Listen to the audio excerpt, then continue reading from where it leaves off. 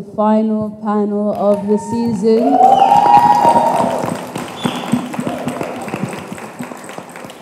It's been an insane, super fantastic 3 days, I mean, of talks for today on our fourth, and it's very stimulating discussions that have taken place and so much exchange, and I feel very, very satisfied with what I've seen, come to life, and I'm excited for this talk specifically, and I ended on this talk specifically because it does look at this idea of what it takes to create a network and how organic and grassroots initiatives actually begin to form and shape, and what it takes for these sorts of initiatives or these dialogues to take place is of immense importance.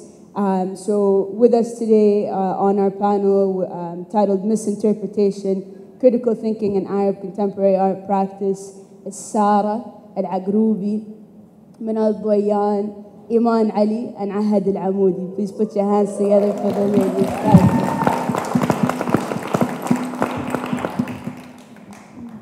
All right, so on that note, I'll start on a very personal note.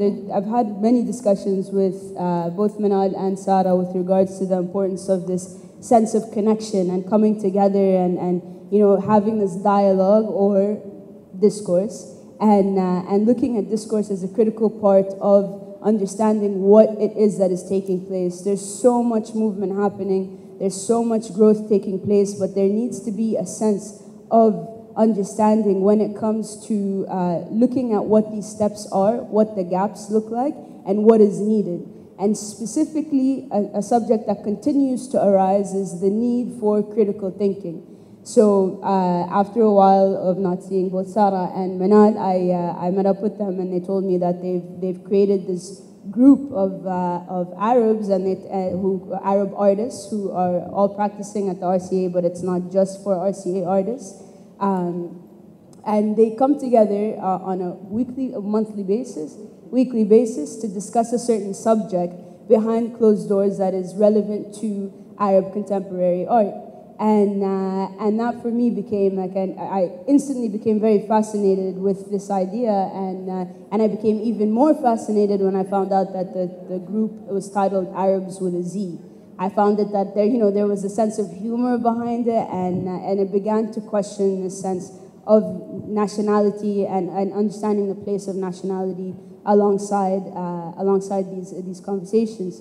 So with that said, I'd like to open up the conversation to the panelists with me today. I would like to see just if we could begin to touch base on, first of all, how, if you were to remove the term Arab before contemporary art practice, how that would begin to shape your practice, and is it an essential part to have, to go back to the sense of what it is to be Arab when you are working on your practice?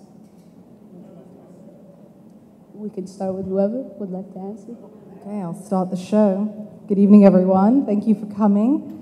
I think that I speak for all of us in the panel when I say that when we work or we function in an institution, there is a slight gap in having a conversation, a dialogue, and a discourse. That's what we're looking for. And I think that it's important that we find a way to have that conversation. And we found that when we were having critiques and moments where we were sharing our work, that it was met at a surface level where we became the focus of the conversation rather than the work.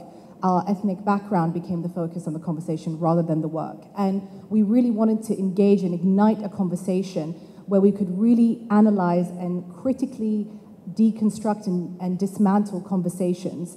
So collectively, we decided to come together and say, well, we are all Arab, we are all from the same ethnic background. If we share this common thread, can that thread be shared in a conversation under the umbrella of contemporary art practice? So in our field, being Arab is at the forefront of the discussion, but it doesn't guide the discussion. It becomes part of, it is woven into the fabric of the discussion. And because we're all united on that front, the conversation is enriched with this idea that, you know, we can discuss things under a Middle Eastern or an Arab context, and so it ignites a different food for thought. And I think, you know, Manal can elaborate on that. So I think I want to just tell the story of how this group actually came together. So the group we're talking about is a discussion salon that started off with these founding members and Salman, who's sitting over there, Bahraini painter, and all these artists. We all went to the same school at the Royal College of Arts. We kept meeting in the hallways, discussing different topics that really were not covered within the environment of the institution we were all studying in, within the gallery scene that we were sort of exposed to in London, and understanding that we were there in a European context. That's not something we were denying, but we really had more to speak about, more to explore. So we started, first of all, meeting in the hallways of the campus of our school, but we decided we want to expand this conversation to a larger community of artists that exist in London. So we moved the conversation to the artist studios or artist homes, and we started inviting artists from Goldsmiths University, St. Martin's. It was actually not just artists, we had jewelry designers or people who were involved in design, PhD students who were exploring ideas about contemporary art, and we started to meet every Monday at 7 o'clock up to 10 o'clock. We had very strict rules. It was, what did you call it, Sarah? Lens-free space. A lens-free space. So no documentation, no recording, which is quite difficult these days. You just want to Instagram something out of these, because amazing conversations. And it started off just us artists sitting down and saying, what do we want to talk about today? And we just talked and hung out. But then we moved on to more of organically, a more structured conversation where we started inviting guests. And later on, we would love to hear from some of the guests are here, like Raneen Bukhari, a curator from Saudi Arabia, and Nayrouz, who is a gallerist from Listen. She's also from Libya, so most of our guests are Arab, so it was, that was our focus. And what we did is we controlled the conversation by curating. This group curated the conversation, and we had a limit of 20 minutes per question, because you can, artists can talk forever about a certain subject.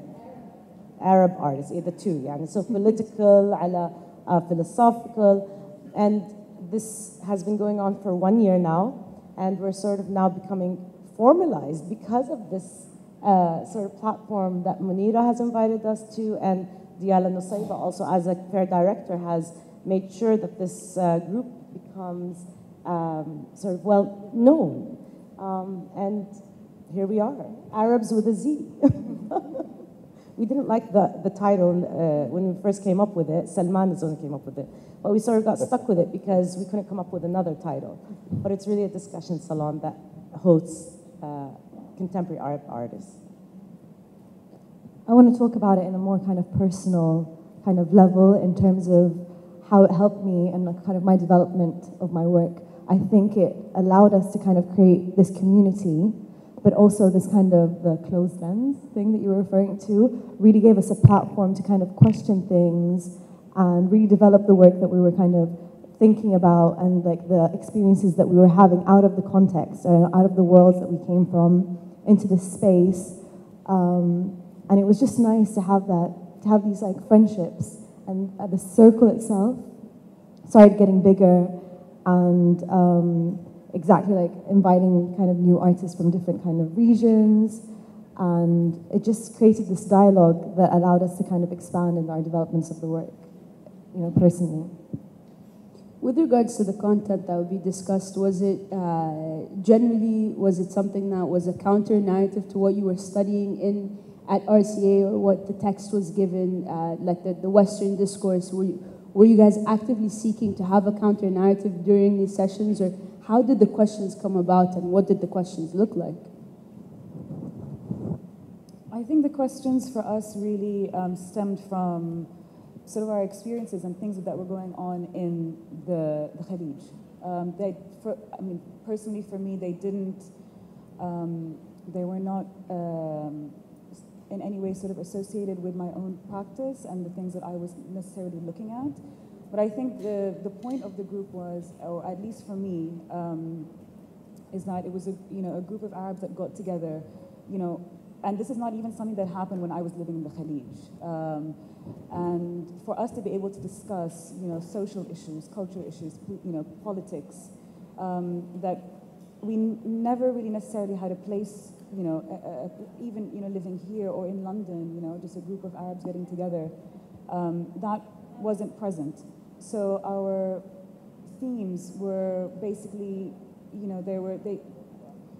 I don't necessarily think they were related to our practice, but it's what was happening here and how that impacted us. And if that impacts our work in any way, we would expand on that. I just wanted to stress on the idea that we are Arab artists because, at least with my own personal experience, I found that when I was approached through reviews or conversations about my work, it was often referred to as Middle Eastern art or wanted to be pigeonholed in, for example, something that was seen as Orientalism or Islamic art. And they kept referring it as Middle Eastern art, and I kept saying to myself, well, Middle Eastern, the word Middle East is a Western construct. So if it's a Western construct, the Middle East is referring to the Middle East in reference to whom? To where? The West. So if I'm thinking that I'm going to have a narrative about my work and I'm going to share it with these other Middle Easterners, we're going to address ourselves as Arab artists because that's what we are. And for me personally, and I think maybe some of the panelists, the reviews that I got with these lovely women and man in the corner over there, is that they really helped shape and guide and navigate my work to be viewed by my demographic that I was catering to. Because I knew that maybe my work being received by a Western audience was perhaps igniting a different kind of conversation, but then I knew my demographic was most likely in the Middle East because I didn't have to provide context to my work constantly. It was always contextualize the work, contextualize the work. And, with us, we didn't need to have that context provided. And that's why we brought in so many other amazing speakers from all different disciplines, because we could all share in this sort of unanimous feeling of, yes, we understand where you're coming from, just go dive in deep into the conceptual thread that you're thinking of without having to fluff it up or dumb it down to cater other people. And I think that was very important for all of us as a collective to bring out. I just want to say that I think in my experience in participating in crits, I think that the view of the Middle East is, for a Western audience, again, in my experience in a British institution, it's very stereotypical. And so a lot of the time, their suggestions would be something that none of us would do. This new generation, it's much more globalized. There's a lot of things that we're exploring, and our own experiences living in the now, in the Middle East now, with all these changes. I mean, it's really vast, and so it's something that we want to break out of, this kind of like traditional way of looking at where we come from. But the difference is that the people that we're talking to within these institutions don't know about this new experience, and therefore, they can't necessarily engage or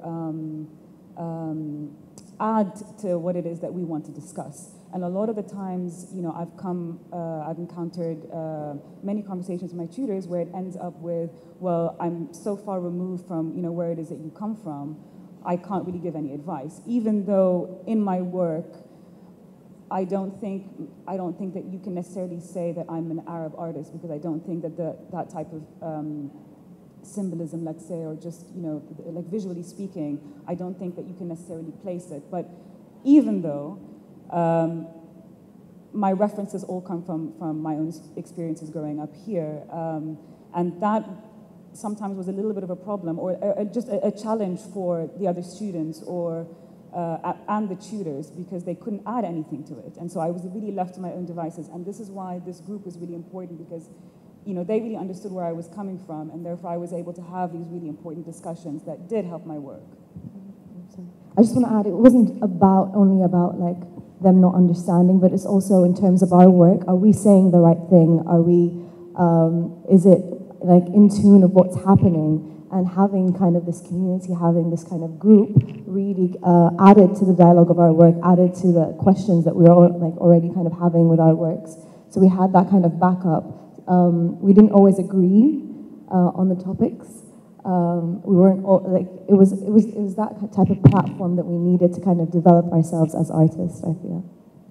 I agree with Eman and Wahid and kind of feel the same way about it. And I found that it was important for us to come together and kind of understand. Bring the mic closer. And come together and kind of understand where this stems from. What part of our work reflects the Arabness that they can't kind of pass. Because me and Eman don't necessarily have a lot of kind of direct references when it comes to Arab work as opposed to having Arab writing and etc.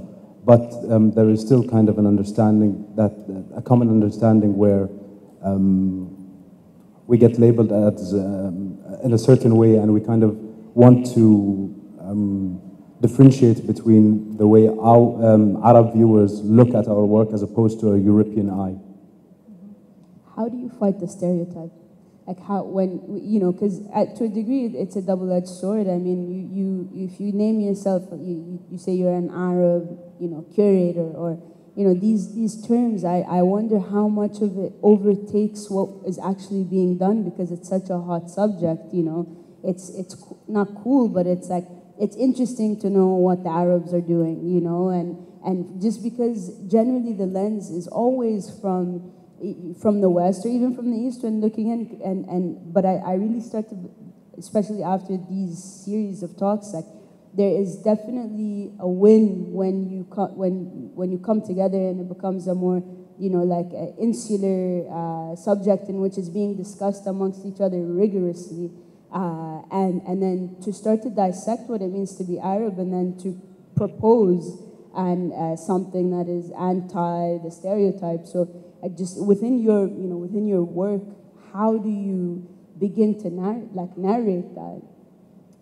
In any context, labels exist. So this is something that every artist from any region, any gender, any background will receive certain types of labels.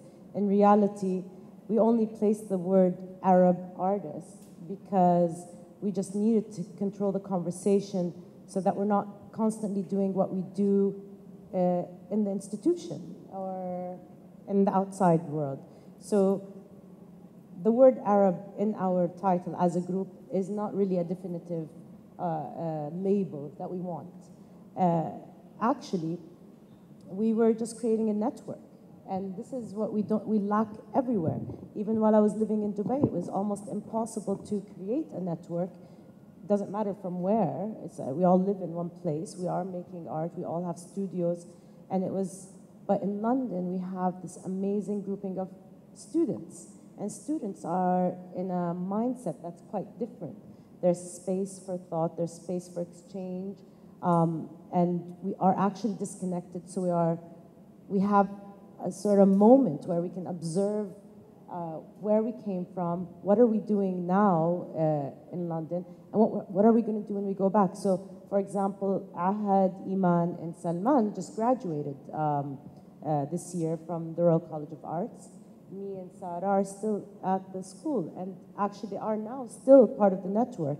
So the network is growing slowly, but it has nothing to do with the word Arab. It's just about creating a network of like-minded people who really want to engage in an interesting dialogue about contemporary events. And for example, our last discussion was a very pragmatic dialogue. We invited a gallerist, a fair director, an auction house director, and another fair director, like a patron.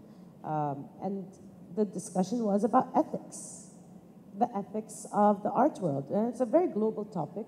It's not Arab related, but there's always a twist to it because we are coming back to this region, or we are engaged with it in some way with our work.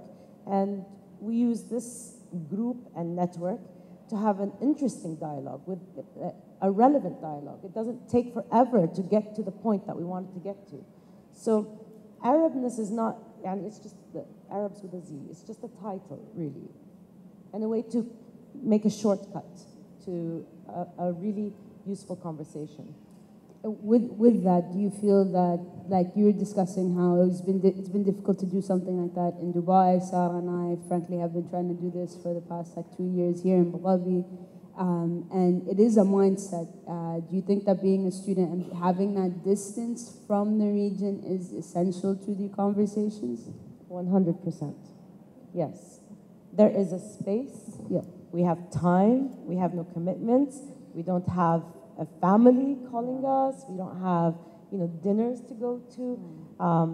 We're sort of concentrated and constantly thinking about our work, our practice, politics, sociopolitics, and that setting really helps create a conversation. Yes, I concur with what you're saying, but for me, I agree and I disagree. I do believe that there needs to be a distance. One must divorce oneself from the region in order to have these conversations. But I think because here there is still that lingering wave of the post-colonial era of wanting to rely and believe and trust in those who perhaps are not from the region and do not share the same ethical, cultural, political, socio-political relevance. There is a lack of, or there is a common thread of people taking one step forward and then taking 10 steps back. And this is because we are living under the governance of that we are not by the rule of law, but by the rule of personalities. That no one is, and when I mean that, what I mean by what I'm saying is that the rule of law says that everyone is susceptible to be under law or under scrutiny or under criticism.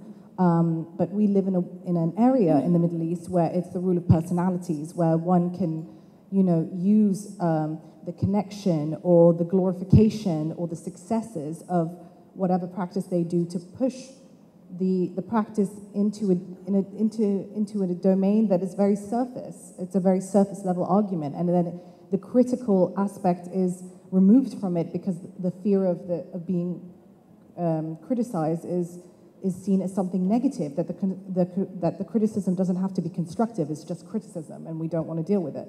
So I think going back to your title of the fact that it's misinterpretation, it's that when we remove ourselves, we have more freedom to engage in maybe avenues that perhaps are not available here because there is this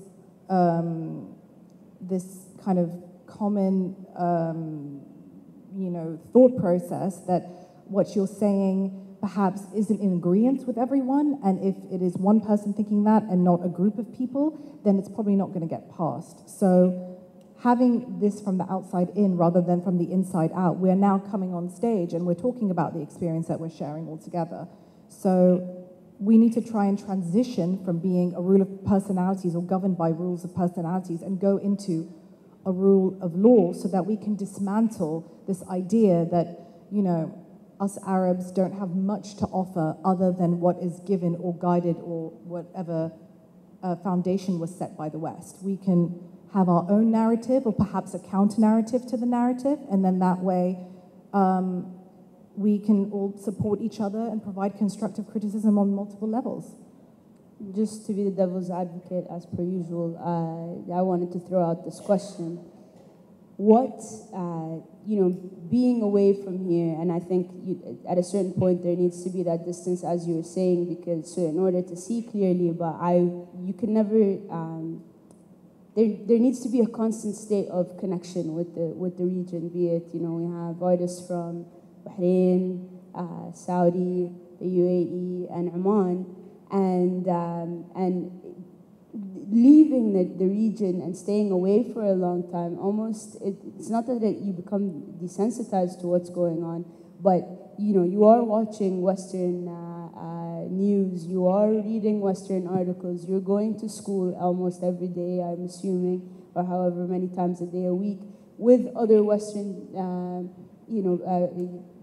students. So how does that begin to affect it? Do you feel like you're constantly putting up your guard so that you're rolling in with the punches, trying to explain what it is with your professors, that what it means to come from this background without it overtaking? A, and B, is there a sense of do you feel the sense of, okay, now that I've done that, I've done my MFA, it's time to come back and give back? And so what does, if that is the case, what does the giving back look like? What gaps are you trying to look at or address through your practice?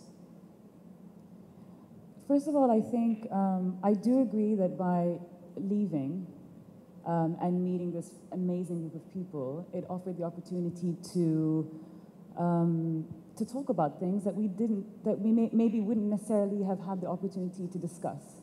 However, I don't necessarily think it's just the leaving. I think it's the whole situation of us being students, as Manal said.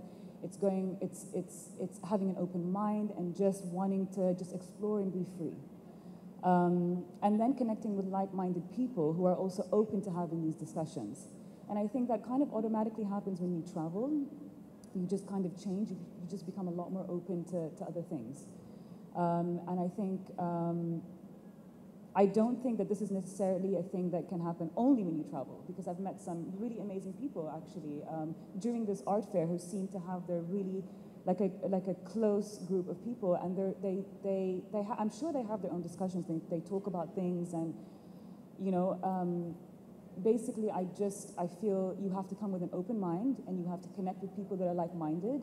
And once you have that unified consciousness, you can have many discussions about anything. And going back to how you can give back, well, I think it's just I personally think it's being true to yourself as an artist, as a human being, and doing what it is that you do best. So you can be involved in galleries and institutions and give your talks and all of that, but ultimately, just be yourself, be the artist that you are, and produce the work that you're passionate about, because that will attract people. And will allow you to have a conversation with these people, and that's the connection that you want. It's like a one-to-one connection. I mean, at least that's the way that I see it. So we were very privileged to meet in London, but there are this is also happening here in Dhabi, in Oman, in Bahrain. I mean, it's happening. You just have to come with an open mind, and it just takes that one person that allows you to have that creates that space of comfort.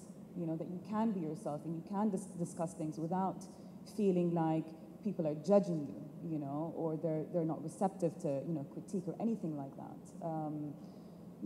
This does exist, and I'm hoping that, we get to meet people, after this talk, or, even during the people that have their own groups, that can, just show that it's actually happening and you don't have to leave. Leaving is not like, if you can, great, but leaving is not the solution to form something like this. You don't have to leave. You can do it right in your hometown. Actually, I have an amazing group. Before I left Dubai, they're sitting right there, from my board of directors, consultants, Maida Bagh, Arwal Ali, Ala Shurugi. I constantly, all my projects are discussed with this group of people who I trust, in the sense, their mindset, the way they understand my work, and the most interesting conversations happen at their homes.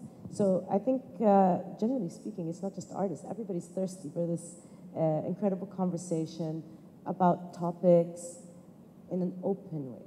So you just put out your questions, and then you just continue to exchange, and it just enriches you. And I think it enriches the whole environment and society.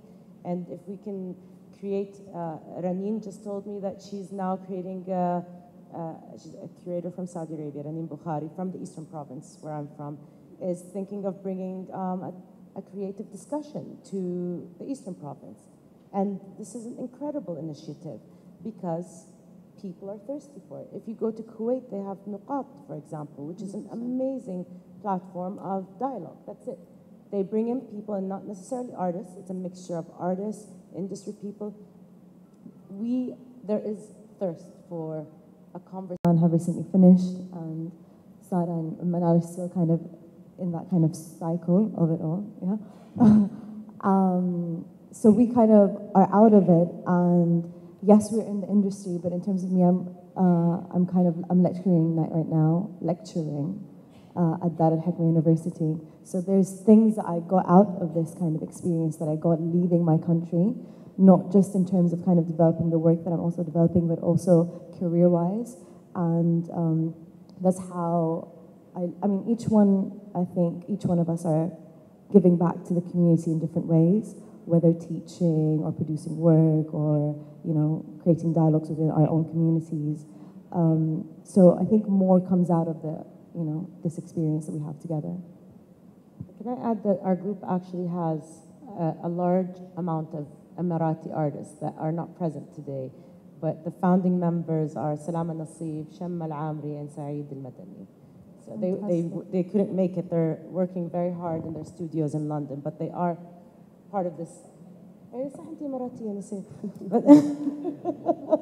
But we do have, I just wanted to mention those three members too, just in case. It's great to have this, and I think that it is the core aspect of everything that has been discussed throughout these 4 days, as I was saying, and I keep coming back to. And it's so interesting because of how easy it was for you guys to do this. It does not take, it does not take a platform or an art fair or, even with Nuqat, for example. It's really interesting to have this conference that takes place, but then for me the question continues to become the idea of continuity. Now that you guys are almost fragmented, to a degree, you have your peoples in London, and then you have your people in across the Khalij. So how do you guys imagine this continuity once everybody goes back, leaves London, goes back to where it is that they're based?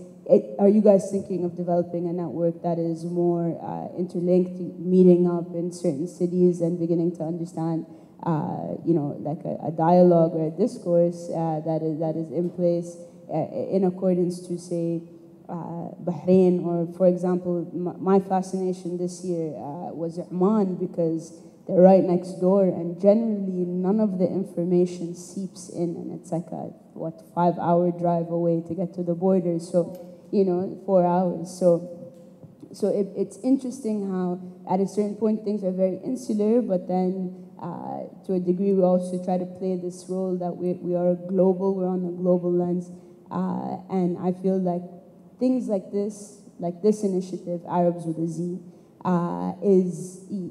that is the root of a lot of content that can be created later on. So how have you guys thought about this, the question of continuity after everybody heads back? To be truthful, no. We're happy we're still gathering, actually, every Monday. It's a surprise every time. We send out a message through WhatsApp, and whoever shows up, and then we're like, oh, this is great, and maybe next time we'll do it again.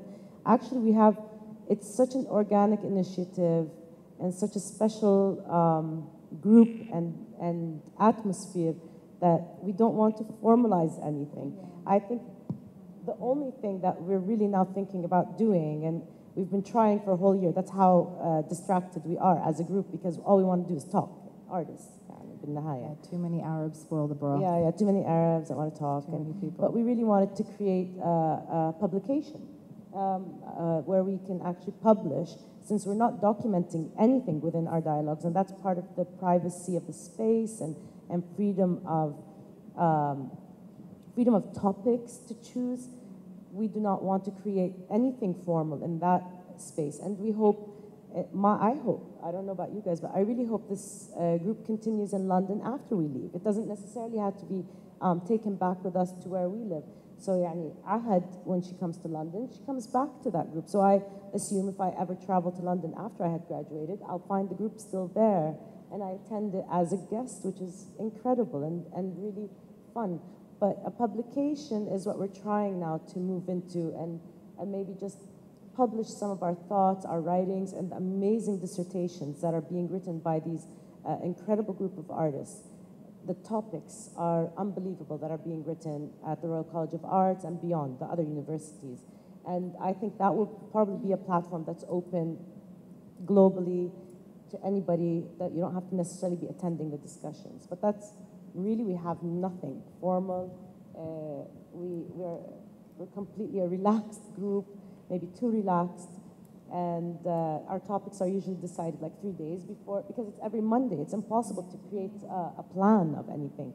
But it keeps us going back to a conversation. And that is, for us, very important. Who's the question keeper? Who brings up these questions? Is it everybody?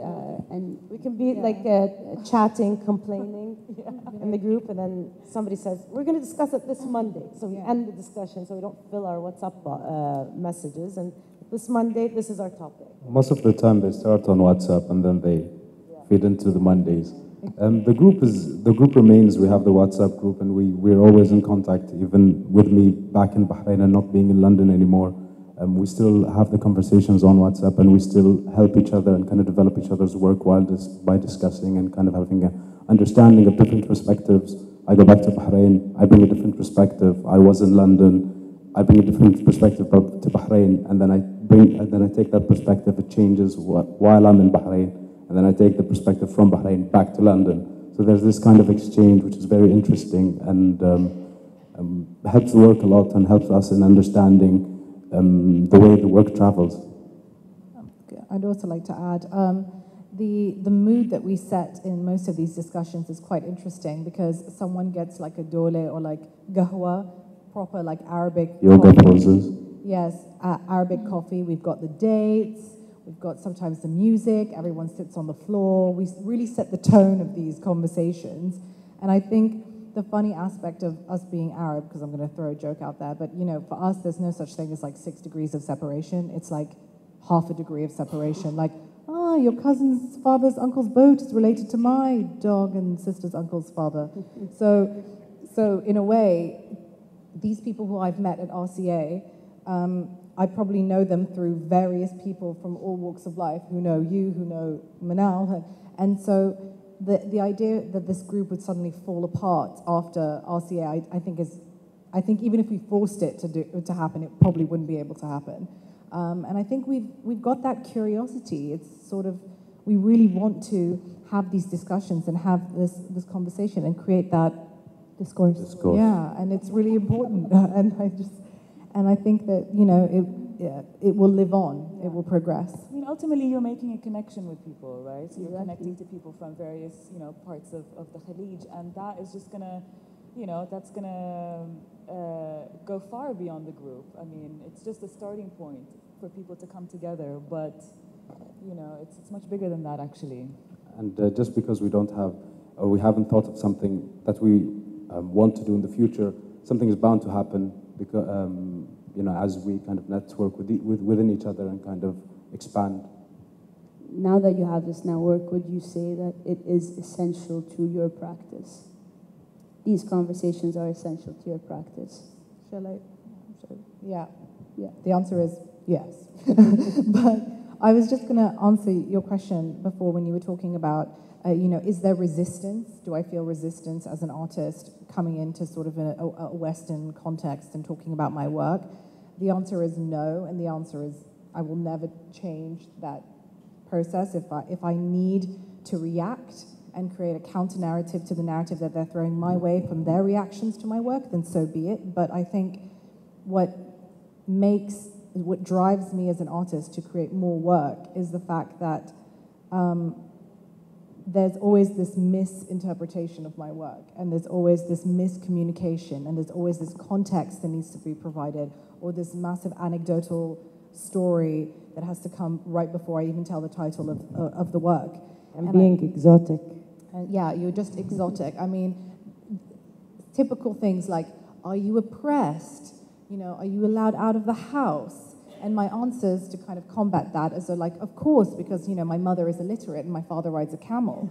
And, you know, people ask in all seriousness, you know, is that true? And I say, yes. And then they say, really? And I say, no.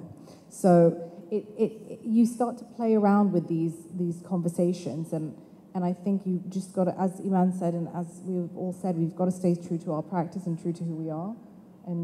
trust in thyself. Yeah. Agreed. On that note, I'll wrap up with the panel and I'll open up the questions to the audience. If we have any questions, I have a question in the back.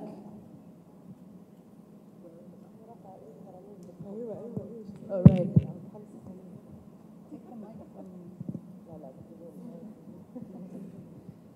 Thank you very much for your talk. I'm just intrigued. You talk about the feeling of a post-colonial legacy on your shoulders with your work. But of course, at the RCA, Goldsmiths, Central St. Martin's, they've been combating or dissecting this idea since the 1970s in many ways. So I just thought it was quite interesting that you talk about this, but yet with post-structuralism and everything in the West, they've undermined, to a degree, sense of identity, sense of who they are through this critical thinking. So I was quite surprised with your analysis of that. I just wonder what you feel. Yes, actually to the whole panel, but I think it was particularly you mentioned it. I don't think they can hear you, so I'll start to answer, and then I think they'll pick up from what I'm answering.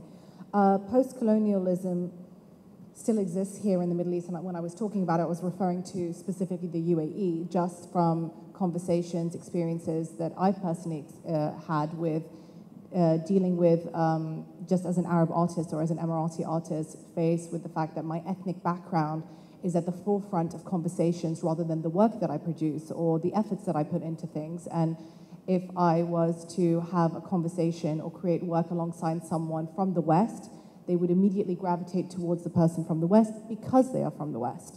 So when it comes to work or whatnot discussed here, I think it's, I think you were discussing, what were you saying in terms of how do I combat that, or I couldn't remember what you were saying. No, you just were saying that you were finding that this post-colonial way of looking at things that you were experiencing, I took it that you meant from your West, from the Western studies, yes, that this was affecting your work, you couldn't speak, but yet the same institutions that have been, I suppose, taking this apart for 40 years have given you your voice in some ways. I agree with what you're saying, but I think we also have to remember that institutions in the West, particularly in the UK, have years, decades of a foundation based on a very Eurocentric way of education or navigating education. And that is not because, you know, they're choosing to stay in a Eurocentric mindset. It's because the institution itself was not on a global platform to allow other people from the Middle East to come in and be educated in those fields. Not because they didn't want to, but because the accessibility was not as transparent and as fluid as it was back in the days, and or how it is now, I mean. So, for example, in my program, for example, I'm the only Arab in my program, and Salman was the last of the Mohicans before he left. So that does, if that doesn't say something, then that at least creates this curiosity and that drive to actually want to produce work that is very much of the region and of your own identity. So post-colonialism referring to here, that is how I see it from the outside in. But from the inside out, being in London, it's quite Eurocentric, and so I combat that through my work. But I don't know about you guys. Oh, all covered? Well done, yes, okay. Any other questions? Hello, ladies. Do you need a curator in your group, Arabs of the Z? And when are you ready to do your Arabs of the Z art show? Say that again? When are you ready to do your Arabs of the Z art show? Hi. That is a very good idea, Raneen. Thank you very much. Raneen, can we engage you with a question? Can we ask her? Yeah, of course. So Raneen, Raneen was one of our guests for one of our discussions, along with the full cast of Baraka Meets Baraka. Her husband is one of the stars of that film. And the dialogue that day was creating art in private versus in the public. And just give us your thoughts about that topic when we were discussing, if you can remember the discussion. I'm sorry to put you on the spot. Discussion, yes. So I need to know, I would like you to give us some, and censorship, yeah. Your thoughts about just coming to that group as a guest? I was really honored to be invited by Manal to come to the group. I didn't know anything about it, and when she found out we were in London, she was like, please come. And she was nice enough to change her rule of it being on a Monday to making it on a Tuesday so that we can all be there. And it was a really comfortable discussion. I'm sad to say, but I'm also happy that it was the first time I hear really honest discussion from Emirati artists, because I had never had contact with Emirati artists before that in that kind of personal, casual way. I met Eman, who's a wonderful Omani artist, so it was really like our own little GCC convention in London. Of course, we spoke about the movie, we spoke about censorship, we spoke about things that we can't speak about today. So yeah, it was a really wonderful day, and I really hope you continue to do those discussions and you make it wider and you keep inviting more people to be privy to those discourses. Discourse. Any other questions? Perfect.